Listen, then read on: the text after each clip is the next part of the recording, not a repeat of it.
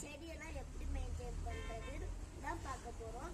என் பக்கத்தில் இருக்க இந்த செம்பருத்தி மரம் வந்து பழவேலையும் இருக்குது.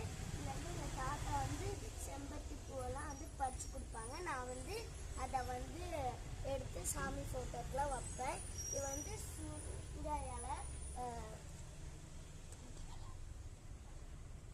தூதுவளை. இது வந்து சளி இருமல் இதுக்கெல்லாம் வந்து நல்லது. அதே மாதிரி அங்கே வந்து கத்தாழை, வெத்தலை, அரச இலை அதெல்லாம் வளருது. இங்கே வந்து கருவேப்பிலை வந்து தாளிக்கிறதுக்கு வந்து யூஸ் ஆகும்.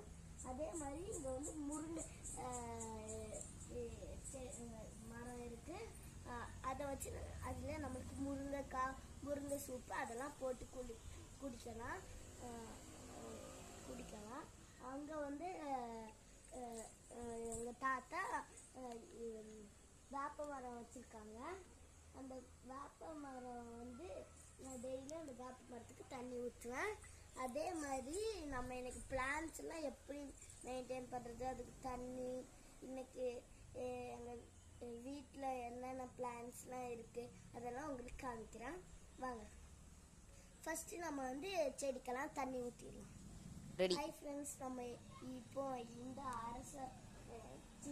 நம்ம தப்பாக சொல்லிட்டு நம்ம இப்போ இந்த அது பேர் என்ன, ஐயோ மறந்து போகிறது போய் சாரி ஃப்ரெண்ட்ஸ். இப்போ வந்து நம்ம இந்த செம்பருத்தி மரத்துக்கு வந்து தண்ணி ஊற்றுறோம். அது சும்மா திக்குன்னு வந்தது, மறந்துட்டேன். சரி வாங்க ஊற்றலாம்.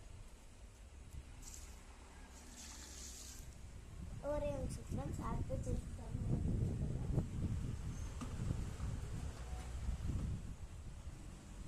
அடுத்து நம்ம எனக்கு பிடிச்சி இந்த இருமல் சளிக்கு சொன்னோம் பார்த்தீங்களா, அந்த செடிக்கு தான் தண்ணி போடுறது. அப்புறம் நம்ம சமைக்கிறதுக்கு தேவையான ஒரு பொருள், அது என்ன பொருள்னா கருவேப்பிலை. அதுக்கு தான் நான் வந்து தண்ணி போடுறேன்.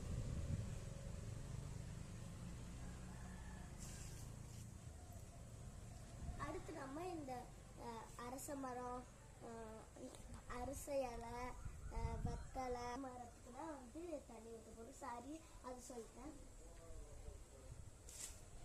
அடுத்து செடிக்கெல்லாம் தண்ணி வந்துட்டு வந்துடும்.